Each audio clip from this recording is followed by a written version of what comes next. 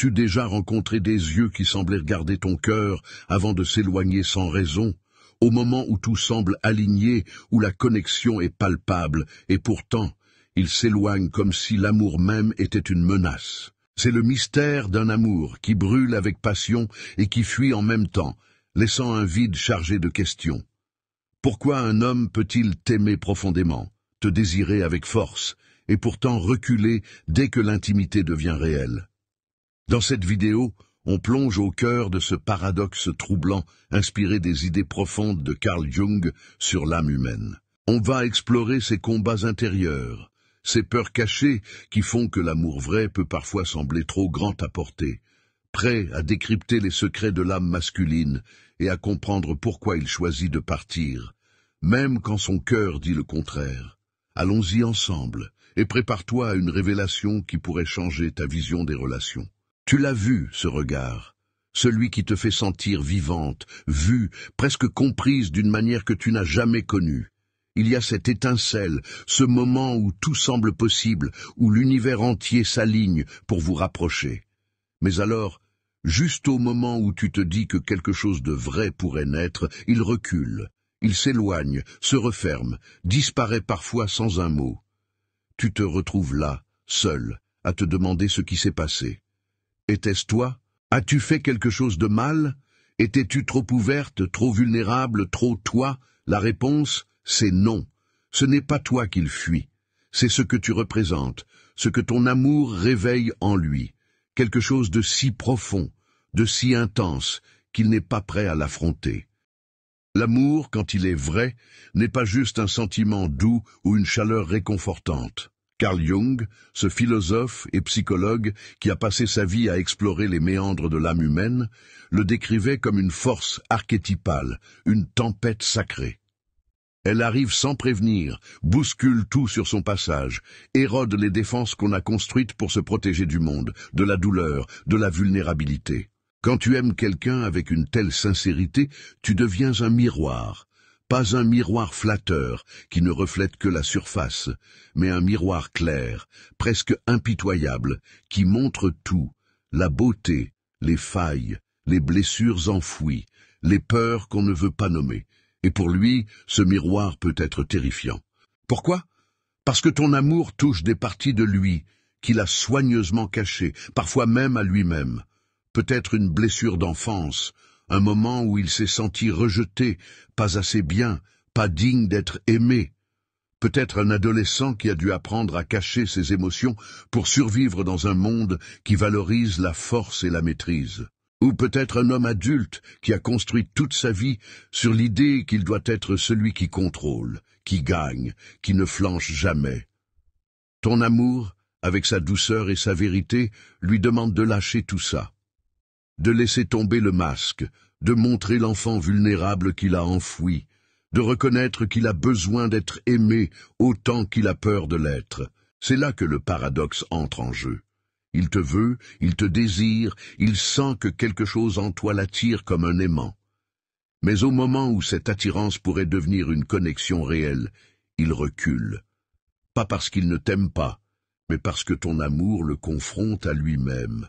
Jung parlait de l'anima, cette part féminine qui vit dans l'inconscient de chaque homme. Elle représente tout ce qu'il a appris à réprimer. La sensibilité, l'intuition, la capacité à se connecter profondément. Quand il te rencontre, toi, avec ta présence authentique, ta capacité à aimer sans condition, tu réveilles cet anima. Et ce réveil, c'est comme une secousse sismique dans son monde intérieur. Il ne s'agit pas juste d'une attirance physique ou d'une histoire romantique. C'est une rencontre archétypale, une collision entre son monde conscient, celui qu'il contrôle, et son monde inconscient, celui qu'il redoute. Cette collision peut être bouleversante. Ton amour agit comme une clé qui ouvre des portes qu'il avait fermées à double tour. Des portes qui mènent à ses peurs les plus profondes, celle d'être vu tel qu'il est, sans armure, sans rôle à jouer. Celle d'être rejeté s'il montre sa fragilité, celle de ne pas être à la hauteur de l'amour que tu lui offres. Alors, il fuit. Il invente des excuses, il a besoin de temps, il est trop pris par son travail, il n'est pas prêt pour une relation. Mais au fond, ce qu'il fuit, C'est ce moment où il devrait se tenir nu devant toi, sans rien pour se protéger. Ton amour, c'est une invitation à plonger dans cet inconnu, à explorer des parties de lui-même qu'il a toujours évitées. Et pour l'instant, il n'a pas le courage de faire ce saut. Mais ce n'est pas de ta faute. Tu n'as rien fait de mal en aimant avec sincérité. Tu n'es pas trop intense, trop sensible ou trop vrai. Au contraire, c'est ta lumière qui le trouble. Tu représentes un amour qu'il n'a pas appris à accueillir. On apprend souvent aux hommes à conquérir, à prouver leur valeur, à cacher leurs doutes. On leur enseigne que l'amour est une performance, un défi à relever, une bataille à gagner. Mais ton amour ne fonctionne pas comme ça. Il ne demande rien d'autre que d'être reçu, avec humilité, avec authenticité. Et pour quelqu'un qui a passé sa vie à performer, cet amour peut ressembler à un vertige. Imagine un instant ce qu'il ressent. Cet homme dont parle le texte, tu le vois, là, face à toi, et dans son regard, il y a quelque chose qui vacille. Quand il te regarde, il ne voit pas juste une personne. Il voit une possibilité qui le bouleverse. Celle d'être aimé pour ce qu'il est vraiment, au fond de lui, pas pour ce qu'il fait, pas pour l'image qu'il renvoie, pas pour les trucs qu'il a accomplis, ou le rôle qu'il joue dans la vie de tous les jours. C'est énorme, non? Parce que, soyons honnêtes, on passe tous tellement de temps à construire des façades. On veut être vu comme fort, compétent, fiable, comme si on avait tout sous contrôle. Lui, c'est pareil. Peut-être qu'il a passé des années à se dire qu'il devait être à la hauteur, qu'il devait prouver sa valeur, que l'amour, ça se méritait à coup de réussite, de force, de maîtrise. Et là, toi, avec ton regard, avec ta présence, tu lui offres quelque chose de complètement différent. Un amour qui ne demande rien, qui ne juge pas, qui voit au-delà des apparences. C'est magnifique, mais c'est aussi flippant. Parce que, pour accepter ça, il doit lâcher tout ce qu'il a construit pour se protéger. Pense à ce que ça veut dire, ces protections. Ce sont des murs qu'il a bâtis, brique par brique, pour ne pas être blessé, pour ne pas être vu comme faible. Peut-être qu'on lui a appris, depuis qu'il est gamin, que les hommes ne pleurent pas, qu'ils doivent être des rocs, qu'ils doivent toujours avoir une réponse, une solution, un plan. Peut-être qu'il a grandi en entendant des phrases comme « sois un homme » ou « prends sur toi », et qu'il a intégré l'idée que montrer ses doutes, ses peurs, ses failles, c'était risquer de perdre le respect des autres. Alors, il s'est fabriqué une armure. Cette armure, c'est peut-être son humour pour détourner les conversations trop sérieuses ou sa façon de toujours prendre les devants, de contrôler les situations. C'est sa manière de garder le monde à distance, pour ne pas avoir à affronter ce qu'il ressent vraiment. Mais ton amour, il vient tout chambouler. Il lui dit « Tu n'as pas besoin de cette armure avec moi. Tu peux être toi, avec tes incertitudes, tes blessures, tes moments où tu ne sais pas. » Et ça pour lui, c'est comme si tu l'invitais à sauter d'une falaise sans savoir s'il y a de l'eau en bas. Ce qui rend cet amour si puissant et en même temps si terrifiant, c'est qu'il l'appelle à être vulnérable. La vulnérabilité, c'est un mot qu'on entend beaucoup, mais imagine ce que ça représente pour lui. C'est comme s'aventurer dans un endroit qu'il ne connaît pas, sans carte, sans repère. On ne lui a jamais appris à naviguer là-dedans. Quand il était petit, on ne lui a pas dit « c'est ok de ne pas savoir, c'est ok d'avoir peur, c'est ok de demander de l'aide ». Au contraire, on lui a peut-être appris à enfouir tout ça, à serrer les dents, à avancer quoi qu'il arrive. Alors, quand tu lui offres cet amour qui demande de s'ouvrir, de montrer qui il est vraiment, c'est comme si tu lui demandais de parler une langue qu'il n'a jamais apprise. Il ne sait pas comment faire, il a peur de se tromper, de se ridiculiser, ou pire, d'être rejeté, parce que, au fond, il se demande « Et si je me montre tel que je suis, avec mes doutes, mes failles, mes moments où je ne suis pas à la hauteur, est-ce que tu m'aimeras encore ?» Cette peur, elle est humaine, universelle. Toi aussi, tu l'as peut-être déjà ressenti, non? Ce moment où tu te demandes si, en enlevant tes masques, l'autre restera, alors il s'éloigne. Peut-être qu'il disparaît sans un mot, ou peut-être qu'il te donne une explication vague, comme s'il essayait de se convaincre lui-même. Mais ce qu'il emporte avec lui, c'est une trace de toi, une étincelle, une graine que tu as plantée dans son cœur sans même le vouloir. Cette graine, c'est la vérité que tu lui as montrée, qu'un amour vrai existe, un amour qui ne juge pas, qui ne manipule pas, qui ne demande rien d'autre que d'être partagé. Et même s'il n'est pas prêt à l'accueillir maintenant, cette graine restera là, enfouie, attendant le moment où il sera prêt à la laisser germer. Toi, de ton côté, tu peux te sentir blessé. Tu peux avoir l'impression que ton amour n'était pas assez, qu'il t'a rejeté, que tu as donné trop de toi pour rien. Mais écoute bien, ce n'est pas vrai. Aimer comme tu le fais, avec cette clarté, cette profondeur, c'est une force rare. Tu n'as pas à te diminuer pour être aimé. Tu n'as pas à cacher ta lumière pour qu'on reste près de toi. Ton amour, même s'il n'a pas été pleinement reçu, a une valeur immense.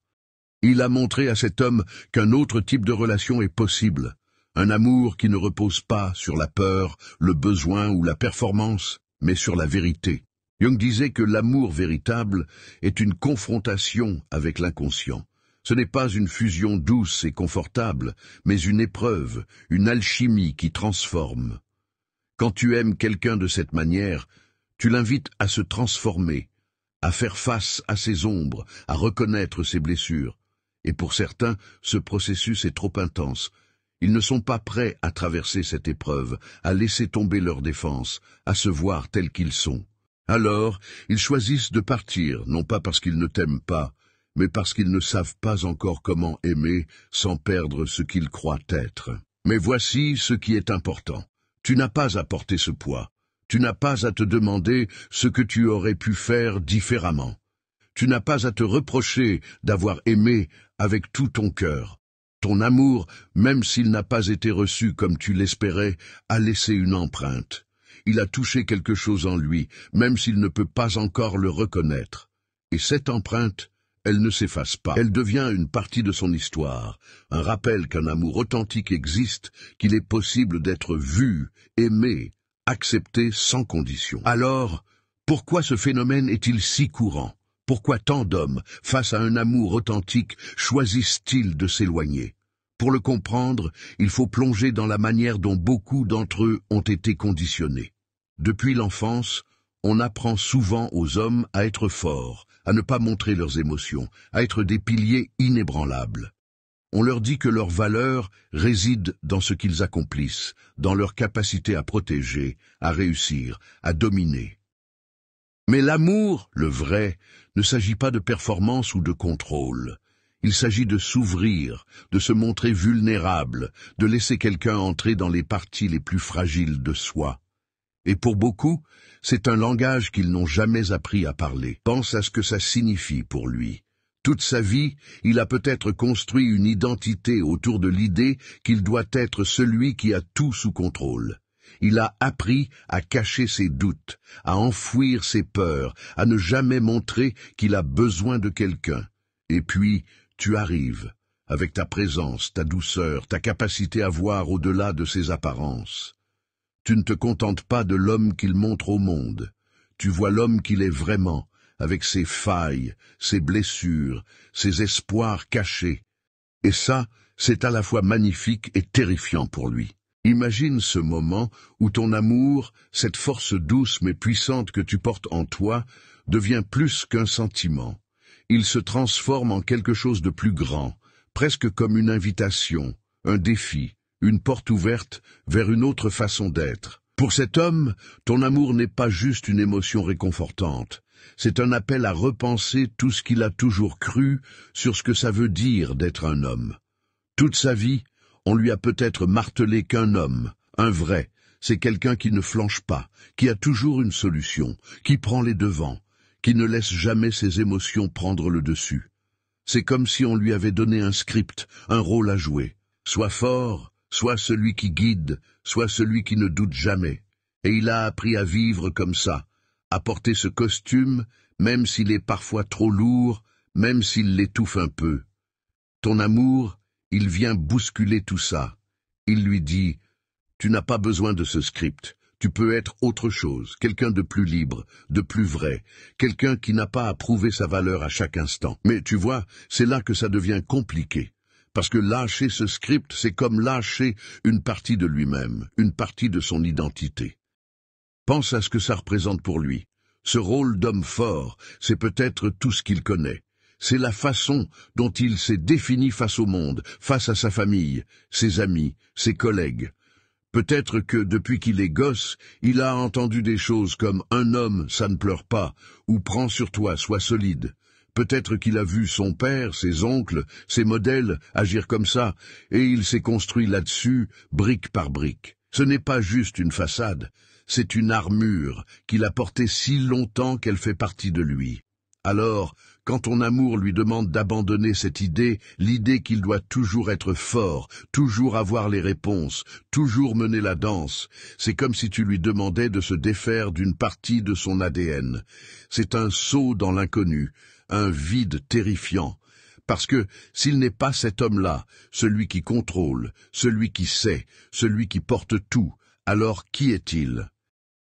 C'est une question qui peut le hanter, qui peut le faire douter au plus profond de lui-même. Et ce saut, il n'est pas juste symbolique. C'est un risque réel, viscéral. S'ouvrir à toi, accepter cet amour qui lui demande d'être vulnérable, c'est prendre le risque de perdre le contrôle, de montrer ses failles, de ne pas être à la hauteur. Et s'il te laissait voir tout ça, ses doutes, ses peurs, ces moments où il se sent perdu, est-ce que tu l'aimerais encore ? Il a peut-être peur que, s'il baisse la garde, s'il te montre qu'il n'a pas toutes les réponses, tu pourrais te détourner, ou que le monde autour de lui pourrait le juger. Ce n'est pas juste une peur personnelle, c'est une peur ancrée dans des années, peut-être des décennies, de conditionnement. On lui a appris que la vulnérabilité c'est une faiblesse, un terrain glissant, où il risque de se perdre. Alors, face à ce risque, face à cet inconnu, il choisit la sécurité. Et franchement, peux-tu lui en vouloir? Imagine-toi à sa place. Tu as passé ta vie à construire une version de toi qui te protège, qui te permet de naviguer dans un monde qui peut être dur, exigeant, impitoyable. Et là, quelqu'un arrive et te dit « Tu n'as pas besoin de tout ça. Tu peux être toi, sans armure, sans masque. » C'est tentant, mais c'est aussi terrifiant. Parce que dans le monde qu'il connaît, celui où il contrôle ses émotions, où il garde ses distances, il sait comment ça fonctionne, il sait comment éviter les blessures, comment rester debout, comment ne pas se perdre. Ton amour, il est profond, il est beau, mais il l'invite à plonger dans quelque chose qu'il ne maîtrise pas, quelque chose qui pourrait tout changer. Et parfois, choisir la sécurité, c'est juste une façon de dire « Je ne suis pas encore prêt, pas maintenant ». Mais tu sais, ce choix de la sécurité, il n'est pas définitif. C'est un moment, une étape. Ton amour, même s'il le repousse pour l'instant, il laisse une trace. C'est comme une graine que tu plantes. Elle ne germe pas tout de suite, mais elle est là, quelque part, dans un coin de son cœur. Peut-être qu'un jour, il repensera à ce regard que tu lui as offert, à cette possibilité d'être aimé pour qui il est. Peut-être qu'il se sentira un peu plus courageux, un peu plus prêt à faire ce saut. Parce que ton amour, il ne disparaît pas. Il continue d'exister comme une lumière qui brille dans l'obscurité, même s'il choisit de ne pas la regarder tout de suite. Et puis, il y a quelque chose de plus grand dans tout ça, quelque chose qui nous concerne tous. Ce texte, il parle de cet homme, mais il parle aussi de toi, de moi, de nous tous. On a tous nos propres armures, nos propres scripts, nos propres peurs de l'inconnu. Pour lui, c'est peut-être l'idée qu'il doit être fort, qu'il doit mener. Pour toi, ça pourrait être autre chose.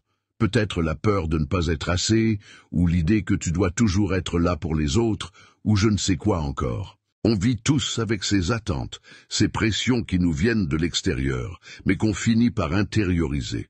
Et l'amour, le vrai, celui dont parle ce texte, il nous pousse à nous en libérer. Il nous dit « Tu peux être toi ». Avec tes imperfections, tes doutes, tes contradictions, et ça suffit.